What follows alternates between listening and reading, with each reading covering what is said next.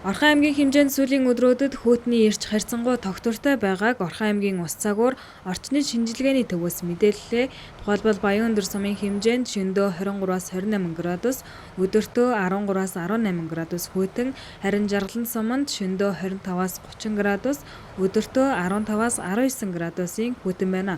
Мөн эх 7 хоногт сар шинийн өдрүүд болох гэж байгаатай холбоотойгоор цаг агарын урьдчилсан мэдээг хүргэж байна. Цагаан сарын үеэр 2 сарын 3 хүртэл бол өнөө шөнөдөө нэг ялимгүй цастай бусад хугацаанд бол цас орохгүй Баян өндөр сумдаа шөнөдөө 23-аас 28, өдөртөө 13-аас 18, Жаргалан сумдаа шөнөдөө 25-аас 30, өдөртөө 15-аас 19 градус хүйтэн байна. Ер нь бол яг баярынхаа үеэр бол яг цас хурд тонц орох нь бол гайгүй жоохон хүйтэн сэрүүхэн л байх гэдэг.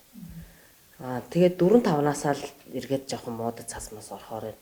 Тэгээс яг нэг баярын 2-3 эднэртэй бол харьцангуй гайгүй.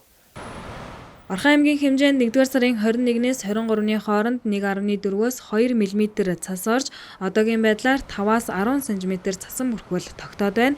Энэ нь өмнөх жилүүдтэй харьцуулахад харьцангуй дулаан өвөл болж байгааг Орхон аймгийн ус цагуур орчны шинжилгээний төвөөс мэдээллээ.